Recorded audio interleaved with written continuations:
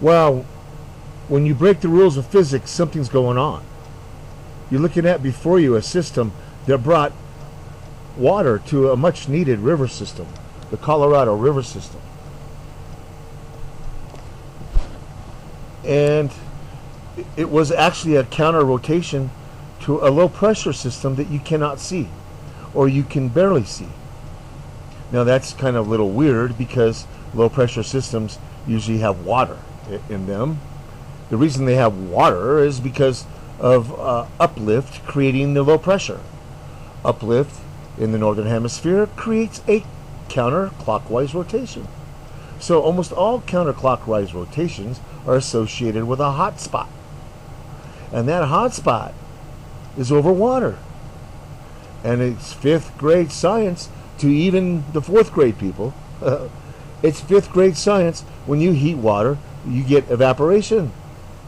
So having such powerful, influential, low pressure system with no water in it is completely and totally unheard of and defies every law of physics you know, except for the fact that these systems look very uniform in terms of diameter. And they start out perfectly spherical, and then when they hit high pressure, they become elongated. And they change the direction that they travel.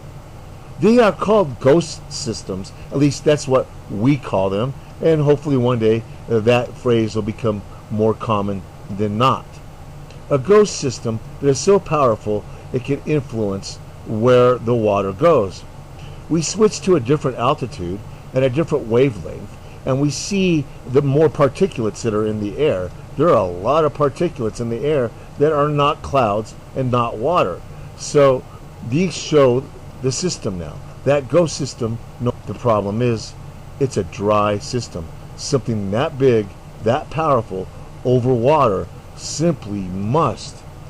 And if you think I'm wrong, just take a pan of water and heat it and see if it evaporates faster. It will happen every time. So there should be water in every low pressure system. And when there's not, then the only hypothesis is, well, they have patents on very low frequency radio waves and microwaves to what? Create low pressure and high pressure. Now, you look in here, what we're afraid was going to happen last week ended up happening. This week, we had a coronal mass ejection, thin, fast-moving, overtake the coronal hole stream and just pound us like a little slap in the face with a double amplitude of particles. Geomagnetic storms, and some of us may have felt this. Little sleepier, like, wow, I took a nap today and I haven't had a nap. I haven't taken a nap in 4 days, 5 days, 6 days. I don't usually nap.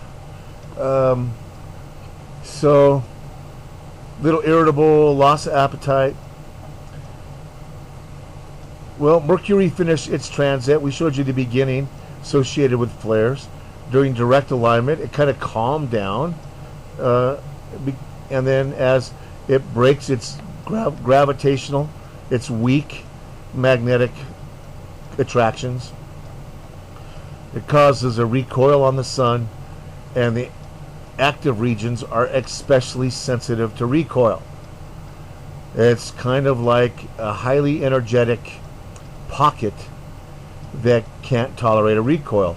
A cap that you shoot a cap gun, hit that with a hammer, pop goes the weasel, sets off a chain reaction, and whoosh, we get a coronal mass ejection that is triggered by the connecting and disconnecting of that magnetic moment. Mercury does not have a magnetic field per se, but it has a magnetic moment. It has iron in its core and in its soil, but it's not spinning, so it can't generate the magnetic field that Earth and other spinning objects generate. So that's the only thing that can really explain how every single time at the beginning and the end of alignments we have our greatest tidal shifts, our greatest tidal surges and changes. Now, we've been covering the extra radiation for a long, long time. Remember when this happened in Russia? On the same day, we looked at this for 30 minutes. We studied this.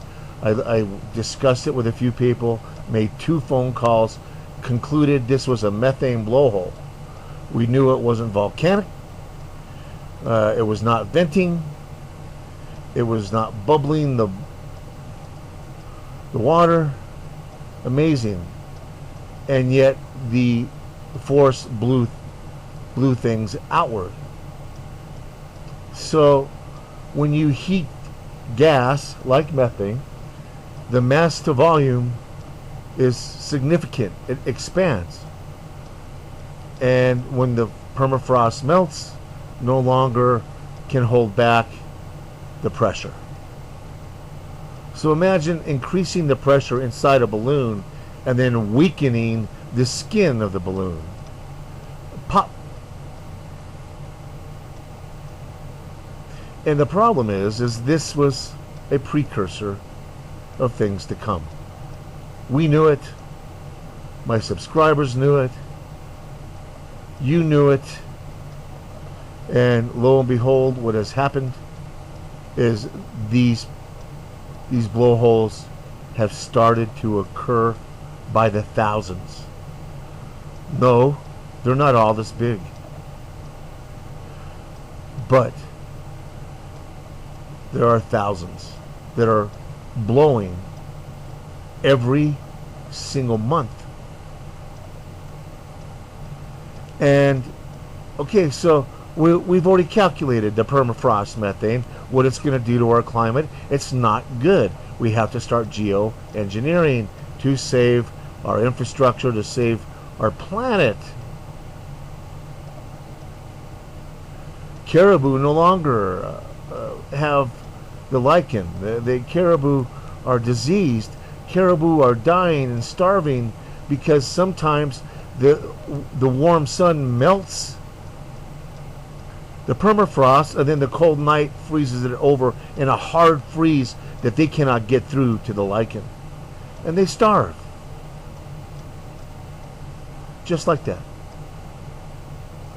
So as these geomagnetic storms come through, you've got to remember that it's part and connected to every single thing you see going on around you. It has to be. It must be. That's the law of the universe. Everything is related to other things. That's the law of the universe.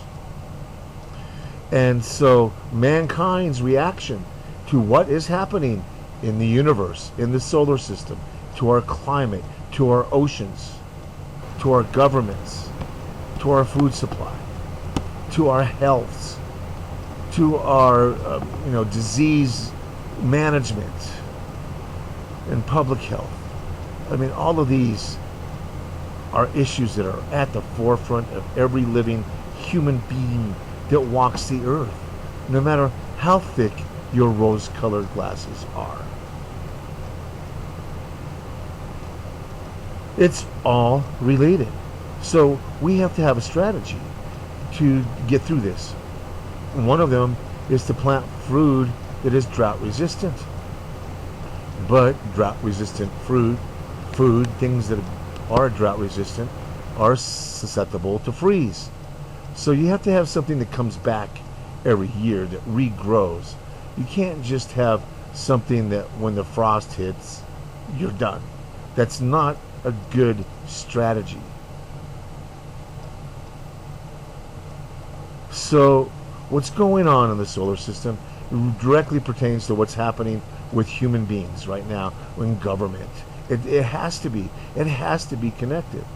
And so if you're heating your ground and killing your crops and triggering methane, they're not going to just sit back and hang out. They're going to make bold and daring and paranoid moves. But methane is an extinction event. High methane is associated with extinctions. almost all extinctions are associated with high methane. Wonder what the connection could be. A common cause to almost all extinctions, maybe. So we have to do what we can.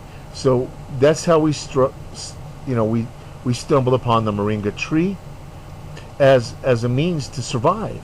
And if it's a means for me to survive, it's a means for you to survive. And it's a means for your neighborhood to survive. And if it's a means for your neighborhood to survive, then it's a means for your city to survive. And if it's a means for your city to survive famine, food shortages, supply problems, wham, big deal. You got so much food in your backyard, you're going to throw up, right? That's the goal.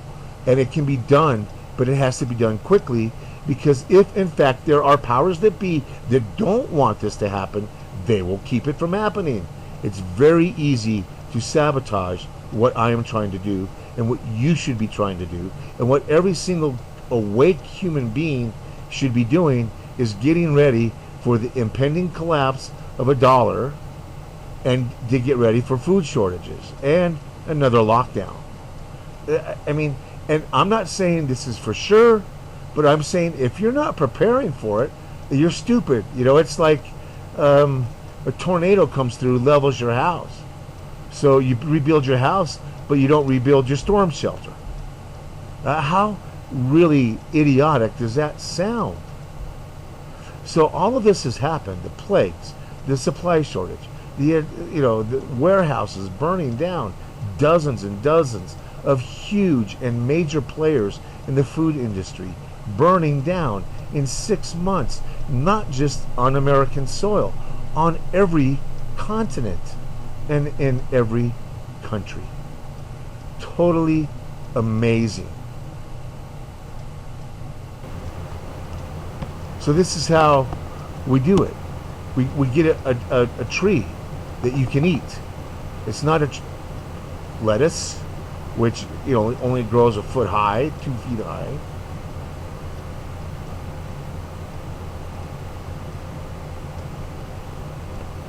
It's not chickens, which are costly and heavy to maintain. And if they declare bird flu, your chickens are done. So it's imperative we have a solution, and the moringa tree is the solution. The leaves are loaded with minerals, chlorophyll, which is very healthy for you. The leaves are loaded with vitamin C, certain B vitamins, iron, more iron than spinach, more vitamin C than oranges, ounce per ounce.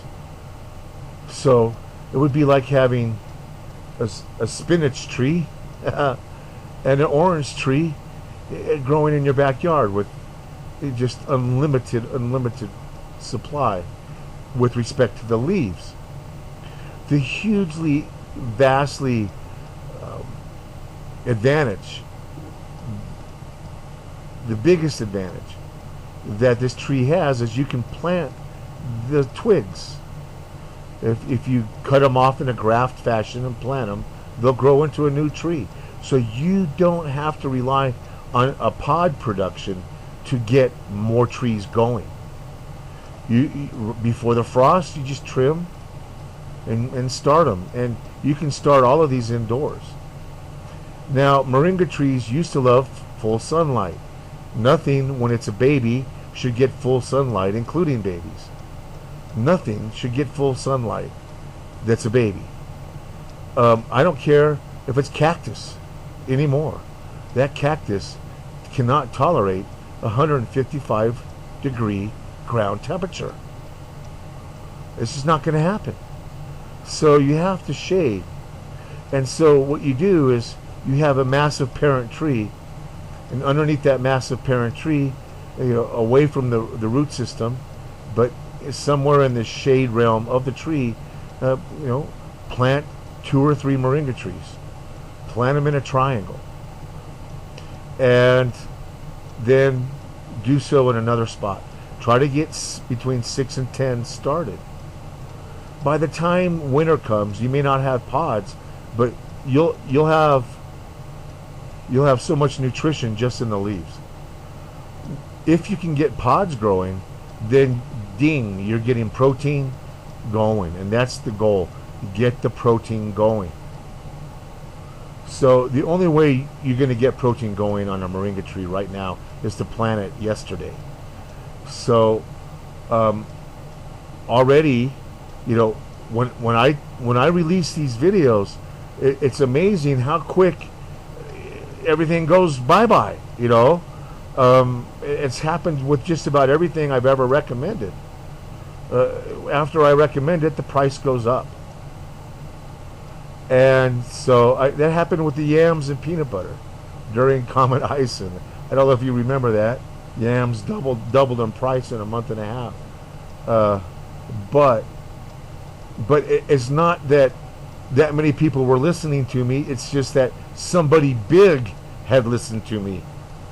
Somebody with a deep pocket were like, hey, yeah, yams, $1.97 for almost 2 pounds of yams, you know, in a can that'll keep forever, filled with vitamin A and beta carotene and minerals and fiber and calories because they sweetened it, you know. Yeah, baby, yam it up. So that's how that works. So the moringa tree, we got to get them planted. You got to get your neighbors to plant them. Give away some seeds. It'd be Johnny Appleseed times 1,000,000 right now. Send them out to everybody you know. Don't make a big stink about it on Facebook. Try to be as covert as you can and get it going and create a grassroots movement. You know, if you go to social media and say surviving extinction,